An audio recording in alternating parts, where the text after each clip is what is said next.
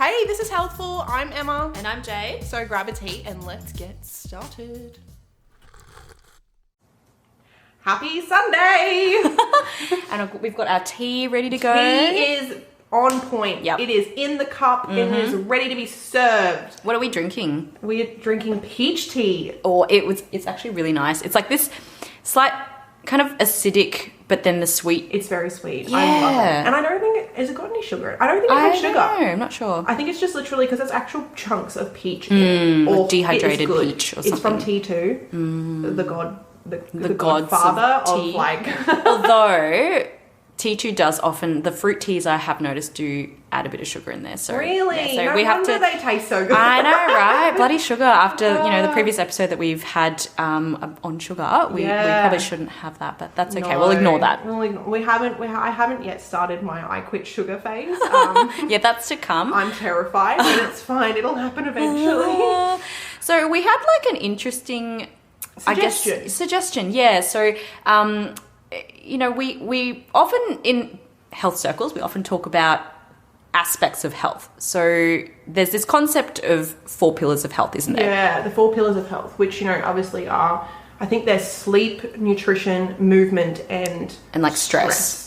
But I feel like it should be more stress management. Yeah. You need stress to be healthy. Yeah. No. Stress management, yeah. Yeah, stress management or stress emotional. I feel like well-being. Like that just comes into like your whole like mental stability, your mental state, Yeah, and your response to stress, which we've talked at length about. We've talked a lot about. Yeah. Listen to previous episodes if you want to go get back. the tea on that one. But yeah, I think that we've both been chatting and we think that sleep is probably one of the only ones that we really want to break into at this current point in our lives because nutrition and movement, that's a big one. That's a big old pool. Yeah. And, we're not really feeling like swimming. So we're not today. It's Sunday morning. It's Sunday morning. It's early and it's cold. No, it's not too bad. Thank goodness. It's actually pretty good today. I know. Yeah. How good is it that like the sun is like, mostly shining and the temperature is warming. Yeah. I feel like my mood is already... It's picked up already. Yeah, that's awesome. I'm here and I'm ready ready to go. Yes. Let's go for a swim. So stress. Wait, no, we're not talking about stress. No, okay, I'm fine. We're talking about sleep. Yes, and specifically, what defines good sleep and, things like that. So tell me, did you sleep well last night? I think I did. I think so. Yeah, I think so. It's something that I don't consciously think about, I'll be honest, because I'm just up and about and then, my days are really crazy. But last night, because I was really tired last night after a huge day and... Huge week. Yeah, massive week. And so I got to the end, I had a bath. Oh, and baby. I felt really sleepy. I was reading, I meditated in the bath. It was really nice. And then I just decided to just climb into bed. I don't know what time it was. I think it might have been like 10:30, something like that. And I remember sleeping all the way through at least, consciously. Wake up. That's nice. Remember that, which was lovely. But I set my alarm this morning for 6 a.m. because I have stuff to do. And I was awake at like 5:15. Oh, that's so depressing. I woke up and I was like, it's still dark. What's the time? So I looked over at my phone and I was like, I've still got... You should definitely not look at your phone because that will just wake your brain right up. But like most times out of 10, even if I don't, if I'm just lying there and I'm like, okay, go back to sleep. I find it really hard to go back to sleep once I'm awake. Yeah, I find if there's something exciting going on my day, right? So I was thinking about how we're going to film a podcast and I was like... Film a podcast. Record a podcast. I was like, people do that though. They film their podcasts, but we're not ready for that yet. We're not ready for that. No. I still want to be anonymous. No, yeah, it's like I don't want people to really see us just yet. No. Not yet. But if I have anything that's exciting for my day, I can't get back to sleep because I'm like already thinking like, oh, you're like buzzed. This is like, let's do this, yippee. I mean, I was on the other end of the scale. I was so exhausted from this week. It just felt like a huge week that I literally went to bed, I think at like 8:30. Yeah. But that's like listening to your body. Yeah, I think this whole week I've been going to bed relatively early just because I've been exhausted. Trying to aim to get more hours in my night because I feel like I'm not getting enough. Well, how much is enough for you? Do you know? I have noticed that if I get anything under 8, it's tricky. Yep. It's very, very tricky to function. Like, I can do it, but it's not pleasant. Yeah. For anyone. for everybody, duck. I've heard people as well having like ridiculous amounts of sleep. Like they talk, like I'm lucky if I get 4 hours. Oh my God, I could not function. The other weekend I went to a gig on a Thursday night. Went to a gig. Hello. I know. I feel really old saying that. I'm like, I don't feel like I was going to say concert, but I was like, no, gig sounds better. So gig sounds cooler. You know, I'm like the cool kids. Exactly. It's been to a gig. Yeah, but I went to a gig on Thursday night, and the show didn't finish until about, I think it was like 11:30, and I'd been up since 5 something that morning. Go work, you know. And I had to be up really early the next morning for work again. And I think I only got about 5 hours of sleep, and it just wrecked me. Like I think thanks to the massive coffee that one of my staff bought me that day, that got me through.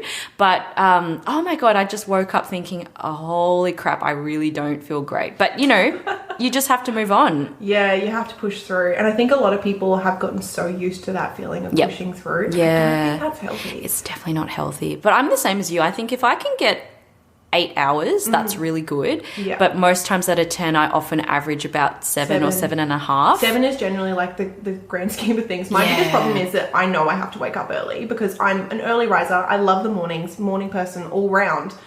But I really struggle to go to bed early because I'm like, but this is my only free time. I know. That's the trap, isn't it? Yes. Like, when you've had a long day at work and then you get home and it's already so late and all you can do is just obviously go to bed, but you want to be able to still be up and like read a book or, you know, do that downtime stuff that most things that, normal people do. Yeah, that they have time for, that, you know, they can watch a few episodes of whatever they're going to be watching. Me, it's binging random freaking YouTube videos, like on completely random topics. The YouTube vortex, I call it. You get sucked in. I love the YouTube vortex. I could hang out there all day. Sometimes I do. Sometimes you do. There you go. I fall in that vortex and I never come out. But I feel like I've noticed it's a huge impact, and if I managed to make myself fall asleep at a reasonable time, I feel so much better. But recently it's been really, really hard, like, especially if you're working late and having to wake up early. Yeah, it's hard. It's hard, and that's most people, I would say, to be fair. Like, even if you don't start work super early, I know a lot of my patients, they're commuting to work, so they have to get up really early to beat the traffic or jump on a train. If they miss that one time, they're an hour late for work, you know, stuff like that. And then it's the same when they get home too. They've almost like pushed themselves past the point of like needing sleep, and I say that with quotation marks because you freaking need sleep. You really need Nothing sleep. works without it. So like, it's your whole body's like functional like capacity. Foundation, if you don't get enough, meant to sleep, we wouldn't sleep in the first place. I think it's one of probably the most natural things that we do. Yeah, exactly. But then there's people out there, like we had a patient the other day who revealed his sleeping patterns. Oh my gosh. I was having a chat with him before his appointment, and I was so concerned because he is like this absolute legend. He studies full time, he works, he's like always, you know, writing theses and just, you know, very, very organized. Like he has like the most amazing. He's so intelligent. Like he's so such an intelligent. He's out there full on like curing cancer. Changing the world. I'm not even joking. He's developing like a technology that's going to cure cancer. Okay, but at a cost. But that's the thing. Which is his sleep. his sleep. He doesn't sleep. And he has told me that, you know, sometimes he has a supervisor that lives in Boston. And Boston, USA, by the way. So that means that their whole the time zone is just completely different. So he is waking up at 3 a.m. sometimes to like have a meeting with this guy, and I'm like, you must not be getting much sleep at all then, because if you're waking up at these ridiculous hours to have meetings, your brain is not at a good spot to be, you know, processing this hard information. But he was telling me that the way he gets through it is with power naps throughout the whole day. I couldn't imagine doing that. I couldn't function that way. He said too, because, you know, I've worked out, you know, if you have 20 minutes, any longer than that, it stimulates the hormones in your body that make you feel drowsy and blah, blah, blah. So if you do 20 minutes, you're good, short, sharp and sweet, and you're good to go. Wow. And I'm like, how is this? This guy must be held together with matchsticks, because like if he's just surviving on these micro naps and then disjointed sleep, I bet you he probably only gets like 5 proper sleep hours in total. Yeah, with all these micro naps. And I'm like, this guy's going to combust. And he's like 20. He's so young. And see, I wonder if that's another thing that you know, because obviously as we get older, the requirement changes. That's right. So obviously the younger you are, the more sleep you need because you're growing and all this stuff. As you get into your adult life, you need technically a little less than that, but that's not to say that you compromise and have a few 20-minute micro naps a day. Like that's really bad. And that also comes into a lot of, I have a friend as well who he is heavily addicted to coffee, and he'll have it at literally like 8 o'clock at night because he will literally stay up until about midnight, sleep and wake up at 5. Then he'll have a coffee, and he'll have a coffee in the entire day. He gets home from work, he has a nap again, and then he has another cup of coffee, and he just this whole cycle. And I'm like, dude, that's not healthy. No, that is not a healthy way to live. That's not healthy. You're literally fueling your body now with like literal dregs of like the dirty bean juice. Like, yeah, I mean, we love the dirty bean juice. I love that dirty bean. But not for the sake of good sleep. It's like it should be a treat rather than something you're literally relying on. Your body is running on because you've not given it enough I just sleep. had a major deja vu moment just now. That was really trippy. Really? Yeah. Like, We've been here before. We've been here before. Must be an important message to get out there to our listeners. That's spooky. That's very spooky. I'm freaked out. You know, we have actually sat here before, right? You know, we have actually recorded episodes. But not on sleep. That's a weird dream that we've recorded episodes. But I want to say, like, contrasting the negatives, like we just chatted about, I guess, the negatives of napping to catch up on poor quality nighttime sleep. What about the benefits? Because I've heard so many people, friends of mine, that they love their naps. They love their daytime naps. They can't function without their daytime nap. Actually, no. I have a really good story to tell about a positive nap. Okay, so God level Emma, this is her routine. Every single year for the past 3 or 4 years, my family goes to Straddie over Christmas. And Straddie is North Stradbroke Island, and it's off the coast of Brisbane. And it is the most beautiful island that... gorgeous beaches, you know, just very relaxed island style, you know, where days don't exist and time doesn't exist. It's, you know, you wake up and you go to sleep and you just hang out by the ocean. Beautiful place. One of my absolute favourite places in the world. Not that I've been many places. But my favourite thing is to wake up for a sunrise, and obviously you have to wake up at crack of dawn. It's really early. It's like 4 a.m. Oh my God. Walk down to the beach, and, you know, I sit on the sand and I watch the sun come up, and I'm really happy in that moment. I come home, cook myself some breakfast, and I have a morning nap. And I have an hour or so while I wait for everyone else to wake up. And I feel so good. Okay. So good. It's almost as if, like, because I have woken up so early, I'm kind of like resetting my body, and then I feel energized, ready to face a day. Because if I just went through my day, like waking up at 4 a.m, I think it'd be too much. Oh, it'd like wreck you by about lunchtime. Yeah. Then you would be really needing that dirty bean juice. And that dirty bean juice. Yeah. Again, nothing wrong with dirty bean juice, but we don't want to use it for that purpose. No, absolutely. Yeah. I'm not a napper. I've always... like, my husband always is up me. He's like, oh, you know, you say if you're tired, oh, just go have a nap. I'm like, I can't. I've tried to do it. Do you just lie there and just, like, your eyes open, like, Yeah, I try and nap with my eyes open. But, no, like, yeah, literally, I would just lie there and, like, I'll try and close my eyes. Obviously, I close all the curtains and, you know, put the blanket over my head or something. Just, like, block everything out. I'm suffocating. Is this not how you do it? That's how you nap. You suffocate yourself. But, yeah, I'm not a napper. The only time, actually, that I remember somewhat recently napping during the day, I had a massive week at work. And this was when I was still traveling to do Saturdays in my country practice. So I'd gone out on the Saturday morning. It was like an extra early start. I, you know, finished my day. I drove home and I got home and I literally, which is so not me, I literally just didn't want to do anything but just sit on the couch. So I sat on the couch and I thought, okay, well, this is my only chance to just quickly, you know, chuck something on TV so I can just lie here and just relax. And I fell asleep. Oh, my word. And I fell asleep for like 2 hours. Oh, my God. Yeah, so I woke up. Long nap. You're like, what year is it? Literally what year? I woke up and I was like, oh, my God, it's like starting to get dark. How long have I been asleep for? Yeah, when you have those naps that you literally, like, it's late afternoon and you wake up and it's kind of like that dusk time, yes, it's the most discombobulating thing you'll ever experience, because you're like, what? Oh my god, is it night? Is it daytime? Is it nighttime? I'm so confused. But you know, I felt really good after that, of course. Really? Like, I don't know what I was expecting to feel after that. Like, oh, I'm going to feel terrible after this. But I think it was more my anxiety that I wouldn't be able to sleep very well that night because I'd had that massive nap. And that whole, like, anxiety about not going to sleep and counting, that's like a whole big meme, you know? It's just like, how many hours am I going to get now? How many hours am I going to get Well, you now? set your alarm and you see how many hours it's going to be before your alarm goes literally. off. It's a bit just sad. like it's a horrible, horrible trap. Yep, that's right. But yeah, that was probably one of my more positive experiences about napping. Yeah. Have you? That was good. I mean, this is probably an obvious question because you literally said you never nap, but a beach nap. A Oh, beach no, nap God, is no. so nice because you can't actually fall asleep that deep because you're out in the wilderness. You've got the wilderness. You know, there's people around. You can't just like can't full just on really- straight like pass out. But if you have a beach nap, you don't go into that deep sleep. So you're just kind of like breezing in and out. You know, the sounds of the ocean, the fresh air. It's beautiful and it feels really restorative. Yeah, very meditative.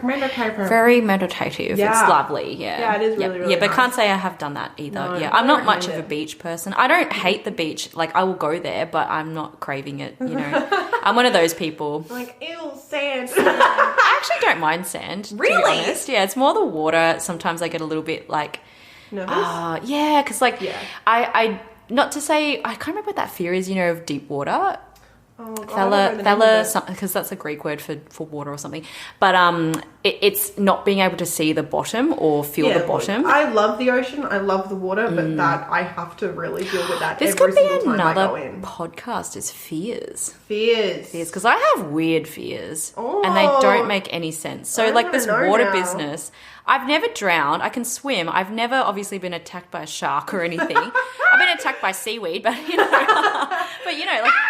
Anyway, we digress. Back to sleep. Yeah, back to sleep. Yeah, no, I think that's definitely something interesting. I have a really bad confession to make. What's that? Oh no. And I know it's impacting. Do we my need to sleep. go to church now? We need to go to church. I solemnly. What is it? What is it? What do they say when they're going to like confessionals? I don't know. Father, I have sinned. Father, I have Sorry, sinned. I'm Yes. not religious. So. Me neither. Father, I have sinned, and it's the fact that I literally use YouTube videos to fall asleep at night. That's so interesting because I've noticed that I've done that a bit too. Like might scroll a bit aimlessly on like Instagram or something, and then I find myself getting really sleepy from that, and then I have to just put it down and go to sleep.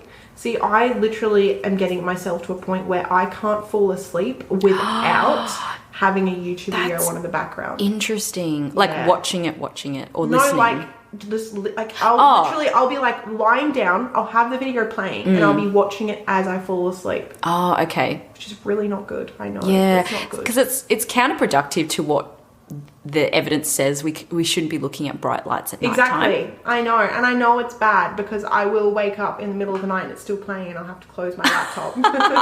But I've like, now that if I have to fall asleep, I can't do it without like that stimulation. It's almost like it's become a habit for you. It's a huge habit now and I don't know how to get rid of it. And like, I was getting an adjustment the other day, get adjusted, by one of our lovely, lovely chiropractors that we have. And she was literally feeling my skull and she was like, I can tell you've not been sleeping well. She's like, are you struggling to fall asleep? And I'm just like, oh my God, you witch. How did you know? And I was like, yeah, look, I'll be honest with you. That's like my hardest thing. I'll be exhausted, but the moment my head hits that pillow, You're like awake. I'm awake and I'm thinking about everything I've ever done. And that time I was 14 and said that really embarrassing thing. You know? Classic. Yeah. And I know it's not very good for me and I'm stimulating something really not good within me, but I don't know what else to do. Guess it's like any other habit. It's just training yourself out of it after a period of time. I thought that maybe it would help if I had like some meditation. So I have started listening to a meditation podcast. It's called Nothing Much Happens. Oh, cute. And it's literally just this chick and she just does these stories and records these like beautiful little like bedtime stories where literally nothing happens. It'll just be like, I'm going for a walk along the beach and this is what I saw. Nothing like, no plot, no, you know, big problem that they have to solve. It's just like nice imagery of like a beautiful day. Yeah, I've had that. used those kind of apps before too, because there was a time in my life where I think it was mostly just a lot of stress. I've talked about my stress a lot. I think I have a lot of... We're a mess. We're just huge messes. And yeah, I was starting to use the Headspace Sleepcast app. I've seen that advertised so much. Yeah, I actually really enjoy. Like, I was like, this is not going to work. But I remember the first night that I put the Sleepcast on. So it was kind of like, say you pick one that has like a campfire sort of sense. You hear the crackling and the you know, the nature in the background, and then this guy with this awesome voice like starts talking about your breathing, and then he sort of goes on to tell a story and that sort of thing. And I remember my husband saying, "Oh my God, you were snoring in like 10 minutes." So really, it worked then? It worked, and I used it for a good couple of months, and then after that, I didn't need it anymore. Really? And yeah. then you were able to do it without? Yeah. I mean, you're lucky enough that you probably can fall asleep, and like you could like talk to like your husband while you're falling asleep, you know, like, and have like, you know, quick chats, whereas I'm by myself. That's not me being depressing. I really enjoy sleeping by myself. But that's another topic about sleep, is sleep hygiene. And actually, if you think about it, sleeping with another person's actually not very good hygiene. Yeah, because you know, you've seen all of those like things about couples that sleep in separate beds. Yeah, and their marriage.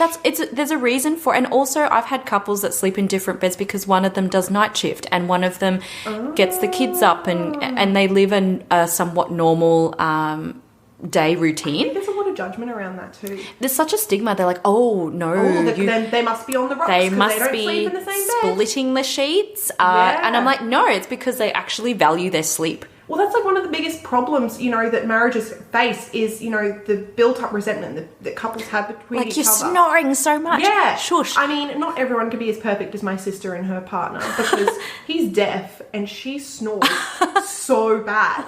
But he takes his hearing aids out every night, so it's perfect. Excellent. Yeah. But the problem is that she doesn't sleep very well because... You know. What, because of the snoring? Yeah. I mean, I don't think he snores, but... no, as in her own snoring. Oh, yeah, she wakes herself up. It's pretty bad. It's pretty bad. Oh, gee. I remember waking up, it's not... And you're like, this is not nice. Shush. Yeah. But see, not only noise, it's temperature.